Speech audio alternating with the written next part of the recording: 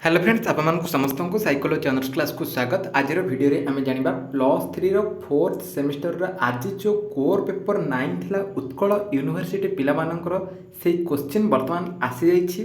तो चलंतु जानिबा क्वेश्चन कोन कोन आसीथिला और जहा इंपोर्टेंस दिया हिथिला से सब क्वेश्चन आसीछि कि नहीं।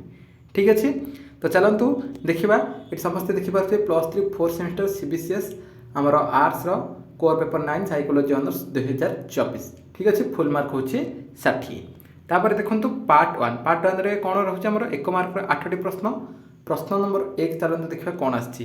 कौन सी एक परिप्रेक्षी रे शिखिथिबा कौशल को अन्य परिप्रेक्षी रे नियोजन करिपारिबाकु डैश शिक्षा कुहा जाए। नेक्स्ट तापर देखो बी क्वेश्चन कौन आसी।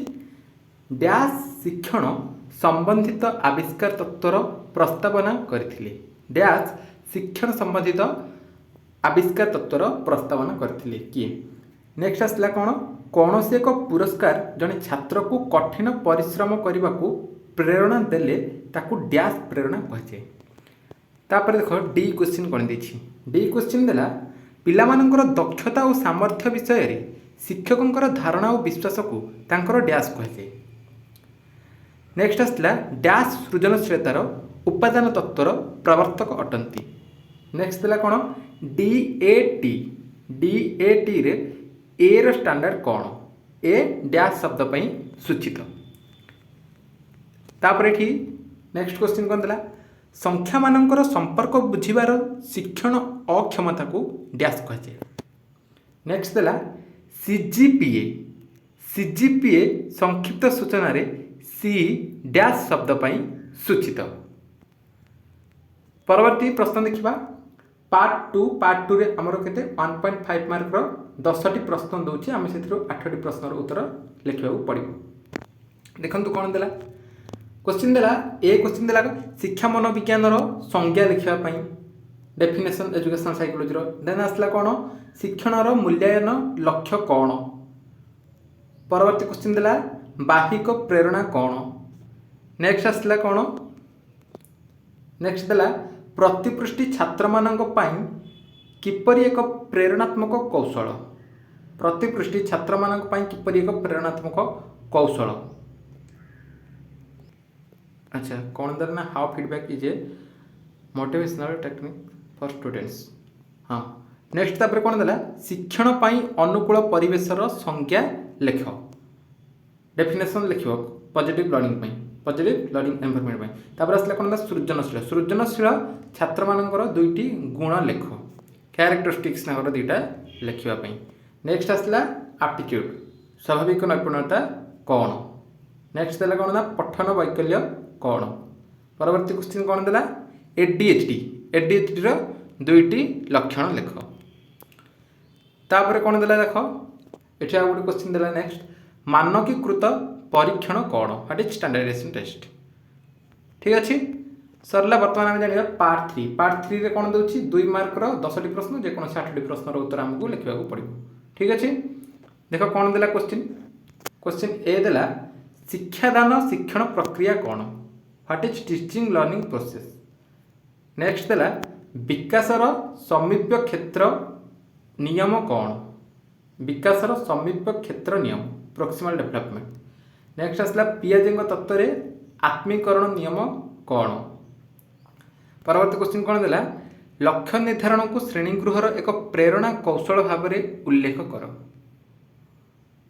नेक्स्ट आसला क्रिएटिविटी तार जो सृजनशीलतार संज्ञा लिखा। नेक्स्ट देला कौन छात्र मानकर स्वाभाविक नैपुण्य मापनर 2टी उपयोगिता लेख। एडभांटेज एप्टीट्यूड एडभांटेज 2टा लिख। नेक्स्ट कौन देला शिक्षकों प्रत्याशा कहले तुम कौन बुझ। Teachers expectation. मानसिक न्यूनता कौन। मानसिक न्यूनता कौन what is mental retardation. Next आसला श्रेणी रे छात्र मानकर सामाजिक भिन्नता कौन। सोशल क्लास डिफरेंस तुम कही लॉन्ग क्वेश्चन आसपार शॉर्ट क्वेश्चन आसी।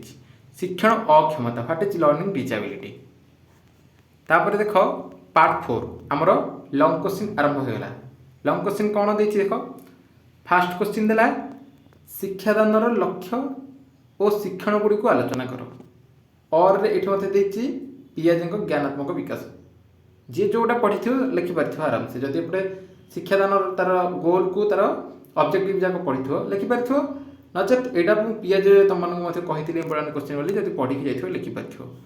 नेक्स्ट तापर देख ये आरंभ होगा 5 नंबर क्वेश्चन। 5 नंबर क्वेश्चन कौन देखिए शिक्षादान को प्रेरणादायी कर कौशल गुड़िक आलोचना कर मोटिवेशन आसी और जड़े प्रभावशाली शिक्षकों गुणावली लेख तुम कही characteristics of an effective leader effective teacher ठीक अच्छे। तापर ये देख 6 नंबर क्वेश्चन कौन देखिए सृजनशीलतार सिद्धांत गुड़िक तार थीओरी देती जो मैंने पढ़ी जाइए आराम से लिखिपार सब क्वेश्चन आसी लंग क्वेश्चन जिते सारा तुम कहली ये 6 नंबर 5 नंबर तुमको ये कही आसी 6 नंबर ये कही क्रिएटिविटी यहाँ आसी ठीक अच्छे।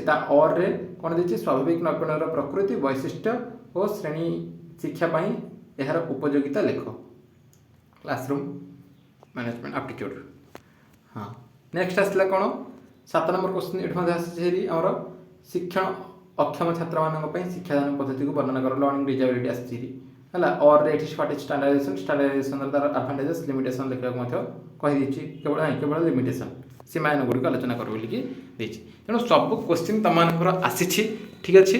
एवं यही क्वेश्चनटा को अदर यूनिवर्सिटी पिला माने समस्त को शेयर कर दिंतु जो मानकर एग्जाम होना ठीक अच्छे। ये हूँ आज जो उत्कल यूनिवर्सिटी थिला कोर पेपर 9 माने एजुकेशनल साइकोलॉजी तार क्वेश्चन पेपर ठीक अच्छे। नेक्स्ट वीडियो रे तुम आनिबा कोर पेपर 10 रो क्वेश्चन पेपर ठीक अच्छे। आज जो मानकर भी एग्जाम थिला आज तो संबलपुर पिला मानकर पुणी रही 1:30 माने 1:30 से पुणी 4:30 क्वेश्चन आसो से क्वेश्चन 4:30 से एग्जाम सर 5टा पर क्वेश्चन आसो मु तुमको शेयर करदेवी आ जो मानकर एग्जाम सरी जाइए से कोर 10 तुमको प्रिपेरेसन करदेवी तुम वीडियो आनीदेवी ठीक अच्छे। बर्तमान वीडियो ये देखा आउ एक वीडियो रही आज्ञा नमस्कार।